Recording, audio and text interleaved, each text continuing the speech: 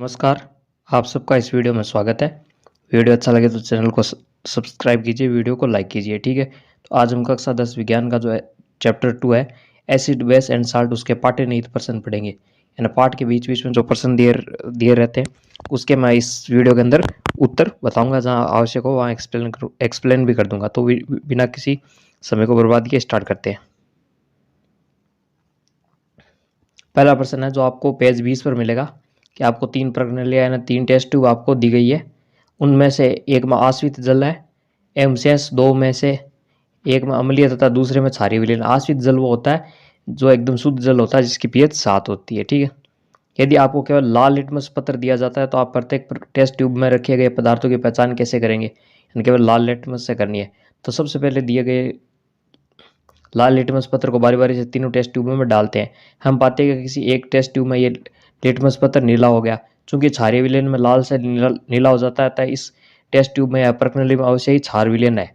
अब शेष 2 प्रणालियों में इस नीले लिटमस पत्र को डालते हैं। यानी लाल था हमारे पास, तीनों में डाला तो वो नीला हो गया एक में, तो जिसमें नीला हो गया उसमें हो गया क्षार। अब नीला हो गया, नीला निकाल लेंगे, फिर 2 बची उनमें डालेंगे। तो जिस टेस्ट ट्यूब में क्या है कि अब 2 बची है, उनमें से या तो 2 कंडीशन हो सकती है, या तो दोबारा वो लाल हो जाए नीले से, या नीले का नीला ही रह जाए। तो जिस टेस्ट ट्यूब में लिटमस पत्र लाल हो जाए उसमें अम्लीय विलयन होगा, और जिसमें रंग ना बदले अर्थात नीला ही रहे तो वो आश्रित जल होगा। ठीक है, तो केवल लाल लिटमस पत्र से हमने उदासीन विलयन यानी आश्रित जल और अम्ल और क्षार तीनों की पहचान कर ली। ठीक है, अब हम आगे चलते हैं। पेज 24 पर आपका प्रश्न है कि पीतल एवं तांबे के बर्तनों में दही एवं खट्टे पदार्थ क्यों नहीं रखने चाहिए? तो पीतल होता है कॉपर और जिंक का मिश्र धातु, तो तांबे के बर्तनों में दही एवं खट्टे पदार्थ इसलिए नहीं रखे जाते क्योंकि इसमें क्या है कि अम्ल मौजूद होते हैं। किसमें होते हैं?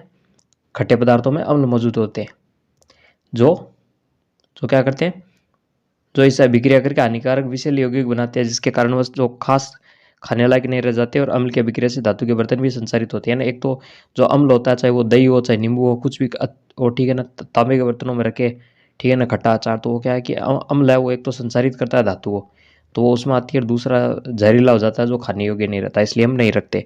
दूसरा प्रश्न है धातु के साथ अम्ल की अभिक्रिया होने पर सामान्यतः कौन सी गैस निकलती है? उदाहरण द्वारा इस समझाई गैस की उपस्थिति की जांच आप किस प्रकार करेंगे?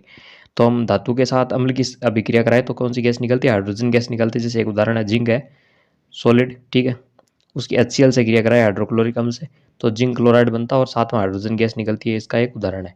अब इसकी जांच करें तो इसके पास एक माचिस की तीली जलती हुई ले जाए टेस्ट ट्यूब के मुख पर, ठीक है ना, तो वो क्या है, पॉप की ध्वनि उत्पन्न करती है, फटफट, क्या पॉप की ध्वनि के साथ जलती है ना, तेज तेज पॉप की ध्वनि के साथ जलती है माचिस की तीली। ठीक है, जो दर्शाता है कि हाइड्रोजन गैस है वो इस टेस्ट ट्यूब या प्रणाली से निकल रही है। ठीक है, ये हो गया इसका टेस्ट। आगे चले फिर तीसरा प्रश्न है कि कोई धातु यौगिक ए तनु हाइड्रोक्लोरिक अम्ल के साथ अभिक्रिया करती है तो बुदबुदाहट उत्पन्न होती है। इससे उत्पन्न गैस मोमबत्ती को बुझा देती है। यदि उत्पन्न यौगिकों में से एक कैल्शियम क्लोराइड है तो इसे अभिक्रिया के लिए संतुलित आपको बैलेंस्ड इक्वेशन लिखनी है। तो यौगिक ए कौन होगा? वो होगा कैल्शियम कार्बोनेट होगा। ठीक है, और इसकी रिएक्शन इस प्रकार होगी, कैल्शियम कार्बोनेट HCl से क्रिया करेगा तो कैल्शियम क्लोराइड बनेगा, साथ में कार्बन डाइऑक्साइड गैस निकलेगी और जल बनेगा। ठीक है, तो ये इसमें दे रखा है, जलती हुई मोमबत्ती को बुझा देती है, कौन सी गैस होगी? वो कार्बन डाइऑक्साइड होगी। ठीक है, जो अभी अभिक्रिया में बनी। आगे चले फिर, इतना हो गया यहाँ तक। अब पेज 27 पर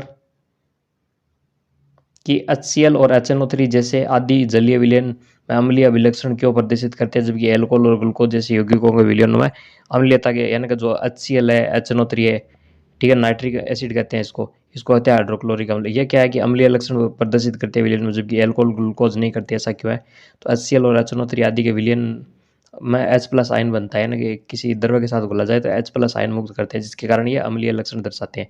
जबकि एल्कोहल और यहाँ पर आएगा ग्लूकोज है, ठीक है ना, ग्लूकोज जैसे यौगिकों के जलीय विलयनों में H+ आयन नहीं बनता, इसलिए अम्लीयता के अभिलक्षण नहीं दर्शाते। ठीक है ना, H+ आयन देते हैं विलयन में, इसलिए अम्ल है, जबकि ग्लूकोज और एल्कोहल नहीं देते, इसलिए अम्ल नहीं है। अब दूसरा प्रश्न है आगे का इस पेज का कि अम्ल का जलीय विलयन क्यों विद्युत का फलन करता है? तो क्योंकि अम्ल का जलीय विलयन क्या है? H+ आयन उत्पन्न करता है, जिसके कारण विद्युत धारा का प्रभाव होता है ना, ये आयन देता है H+ आयन, यही क्या है, जिम्मेदार होता है किसका? जलीय विलयन में विद्युत का चालन के लिए। ठीक है, आगे देखें, अगला प्रश्न है कि शुष्क हाइड्रोक्लोरिक गैस शुष्क लिटमस पत्र के रंग को क्यों नहीं बदलती।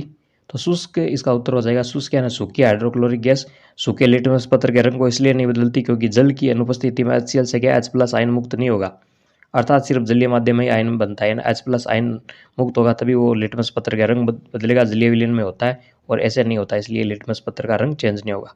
चौथा प्रश्न है कि अम्ल को तनुकृत करते समय ये क्यों अनुशासित करते हैं कि अम्ल को जल में मिलाना चाहिए, न कि जल को अम्ल। अम्ल को किस में मिलाते हैं, जल में तो मिला सकते हैं लेकिन जल को अम्ल में नहीं डाल सकते, ऐसा क्यों है। तो क्योंकि इसका उत्तर हो जाएगा क्योंकि जल में अम्ल या क्षारक के घुलने की प्रक्रिया अत्यंत ऊष्मा क्षेपी होती है, ऊष्मा मुक्त करती है। जल में सांद्र नाइट्रिक अम्ल या सल्फ्यूरिक अम्ल को मिलाते समय अत्यंत सावधानी रखनी चाहिए। अम्ल को सदैव धीरे धीरे तथा जल को लगातार हिलाते हुए जल में मिलाना चाहिए। सांद्र अम्ल में जल मिलाने पर उत्पन्न हुई ऊष्मा कारण मिश्रण क्या विस्फोट होता है, विस्फोट सा होता है, विस्फोट होकर बाहर आ जाता है। साथ ही अत्यधिक स्थानीय ताप के कारण यह उपयोग किया जा रहा कांच का पात्र भी टूट सकता है, यानी कि विस्फोट होता है, ठीक है ना। वैसे ये ऊष्मा क्षेपीय विकिरण ऊष्मा उत्पन्न होती है, तो अगर हम जल में भी अगर क्या कि अम्ल डालें ना तो वो ऊष्मा उत्पन्न होगी। जो बीकर है देखना, हाथ लगाकर जब प्रयोग करते हैं वो गर्म हो जाता है, लेकिन जल ज़्यादा है अम्ल कम है तो क्या सिर्फ गर्म होता है। लेकिन अम्ल में जल डाले तो इसमें क्या एक विस्फोट सा होता है, बीकर टूट जाता है और आग लगने या हाथ जलने का खतरा रहता है, इसलिए हम ऐसा नहीं करते, ठीक है। आगे चलें फिर। अगला प्रश्न है अम्ल के विलयन को तनुकृत करते समय हाइड्रोनियम आयन यानी H3O+ की सांद्रता कैसे प्रभावित होती है, आपको बताना है। तो अम्ल के विलयन में जल मिलाने पर H+ आयन H2O से क्रिया कर क्या बना लेता है, H3O+ आयन बनाते हैं। यहाँ आएगा अम्ल, आएगा अम्ल, ठीक है, अम्ल नहीं, अम्ल के विलयन थोड़ी बहुत गलतियाँ हैं टाइपिंग में, को तनुकृत करते समय हाइड्रोनियम आयन की सांद्रता में कमी हो जाती है, यानी कि H3O आयन बनाते हैं। अम्ल के विलयन में तनुकृत करेंगे तो इसमें क्या है कि H3O+ आयन है उनकी सांद्रता घट जाएगी, ये इसका उत्तर है। आगे चले फिर। अगला प्रश्न छठा, जब सोडियम हाइड्रोक्साइड विलयन में आदि के में क्षारक मिलाते हैं तो हाइड्रोक्साइड यानी OH+ आयन की सांद्रता OH- होगा, ठीक है, Na+OH- होता है, हाइड्रोक्साइड आयन क्या होता है माइनस होता है, ठीक है। की सांद्रता कैसे प्रभावित होती है, तो सब सोडियम हाइड्रोक्साइड के विलयन में आदि के में क्षारक मिलाते हैं तो OH आयन की सांद्रता बढ़ जाती है, क्योंकि NaOH क्या है, क्षार है, और क्षार मिलाएंगे तो OH आयन और ज़्यादा मुक्त होंगे, तो इसमें क्या OH आयन की सांद्रता बढ़ जाएगी। अब पेज 31 पर जो प्रश्न है वो किताब के, आपके पास विलियन ए तथा बी है। विलियन ए के पीएच का मान 6 और विलियन बी के पीएच का मान 8 है, ठीक है। ये 8 या 9 है, शायद देख लेना किताब में, 8 ही होगा मेरे हिसाब से। किस विलियन में हाइड्रोजन आयन की सांद्रता अधिक है, इनमें से कौन अम्लीय है कौन क्षारीय, ठीक है। तो विलियन ए का पीएच क्या है, 6 है, इसलिए अम्लीय होगा, क्योंकि पीएच 7 से नीचे, 7 से नीचे क्या होता है, अम्लीय होता है, तो 6 तो ये क्या अम्लीय होगा। और दूसरे का पीएच बी का क्या है, 8 है, और ये क्या है 7 से ज़्यादा है, 7 से 14 के बीच क्या होता है, क्षारीय होता है। और विलेन में H+ आयन की सांद्रता ज़्यादा है, ठीक है ना। और बी में क्या है, OH- आयन की सांद्रता ज़्यादा होगी। अगला प्रश्न है H+ आयन की सांद्रता का विलेन की प्रकृति पर क्या प्रभाव पड़ता है। तो जैसे जैसे हाइड्रोजन आयन H+ आयन की सांद्रता बढ़ती है, विलेन में अधिक अम्लीय होता जाता है ना। H+ आयन बढ़ता है, अम्लता बढ़ती है, OH- आयन बढ़ता है तो क्षारकता बढ़ती है, आपको पता होना चाहिए। आगे चले फिर। तीसरा प्रश्न है क्या क्षारीय विलयन में H+ आयन होते हैं, अगर हाँ तो ये क्षारीय क्यों होता है, यानी कि H+ आयन होते हैं क्या, अगर 7 से पीएच ज़्यादा है, तो इसका उत्तर है हाँ, H+ आयन क्षारीय विलयन में भी होते हैं, परंतु इनकी सांद्रता OH आयनों की सांद्रता है OH- आयन ज़्यादा होते हैं, बहुत ज़्यादा, H+ बहुत कम होते हैं, लेकिन होते ज़रूर है, जिसके कारण वैसे ये विलयन क्षारीय होता है ना। कुल ही देखते हैं ना, अगर मान लें कि 98 या 90% से ज़्यादा OH है और 5 से 10% H+ है, तो वो क्या क्षारीय होगा। 50% है तो उदासीन हो जाएगा, 51% होता है वो क्या है, जो ज़्यादा होगा वो अम्लीय है, क्षारीय हो जाएगा। OH- ज़्यादा है, 51% है तो वो क्षार होगा, 51% H+ है तो वो अम्ल हो जाएगा। लेकिन इसमें क्या है, बहुत ज़्यादा OH- आयन होते हैं, इसलिए क्षारीय होता है। H+ जरूर होते हैं 1-2%, ठीक है ना, कितने भी हो सकते हैं, 2%, 10%। कोई किसान खेत की मृदा की किस परिस्थिति में बिना बुझा हुआ चूना यानी कैल्शियम ऑक्साइड, बुझा हुआ चूना कैल्शियम हाइड्रोक्साइड या चाक कैल्शियम कार्बोनेट का उपयोग करेगा, ठीक है ना। तो इस प्रश्न का उत्तर देखते हैं। जब खेत की मिट्टी या मृदा क्या है, अम्लीय होगी, तब किसान क्या है इसमें कैल्शियम ऑक्साइड, कैल्शियम हाइड्रोक्साइड, ये CH2 या कैल्शियम कार्बोनेट मिलाते हैं, ताकि मिट्टी क्या है उदासीन हो जाए या इसका पीएच खेती परास के लिए उपयुक्त हो जाए। यानी मिट्टी अम्लीय होगी तभी क्षार मिलेगा, ये सब तीनों क्या है, क्षार है। तो क्षार तभी मिलाए जाते हैं मिट्टी में जब क्या है मिट्टी अम्लीय हो, ठीक है ना, तो पीएच फिर इसका बैलेंस हो जाता है। अब है पेज नंबर 36। पहला प्रश्न है इसका CaO Cl2 यौगिक का प्रचलित नाम क्या है, तो इसका प्रचलित नाम है विरंजक चूर्ण।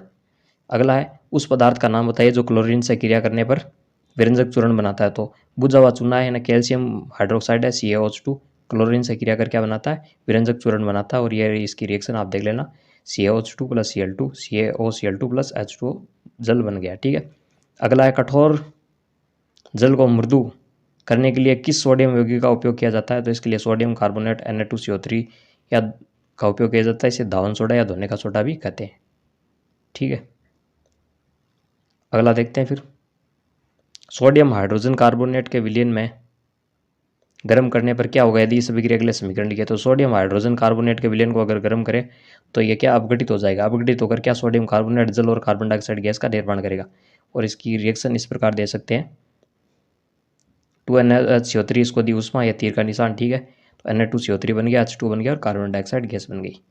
लास्ट प्रश्न है इसका जो पाठ्यनीति प्रश्न है, प्लास्टर ऑफ पेरिस की जल के साथ अभिक्रिया के लिए समीकरण लिखे। तो प्लास्टर ऑफ पेरिस ये रहा, CaSO4 डॉट आधा H2O हाफ H2 आधा जल का अणु, साथ में 1.5 1/1/2 है, 1/1/2 जल के अणु से क्रिया करता है। तो CaSO4 डॉट 2H2 यानी 2 जल के अणु जुड़ जाते हैं और जिप्सम बन जाता है। ठीक है। इसी के साथ आपके पाठ्यनीति प्रश्न कंप्लीट हुए। बताना जरूर कि वीडियो कैसा लगा। ठीक है। तो इस प्रश्न में क्या हो रहा है कि आधा CaSO4 है और आधा जल का अणु है, इसमें 1.5 जल का अणु जुड़ता है। तो 2 जल के अणु जुड़ते हैं CaSO4 से, तब क्या जिप्सम बन जाता है।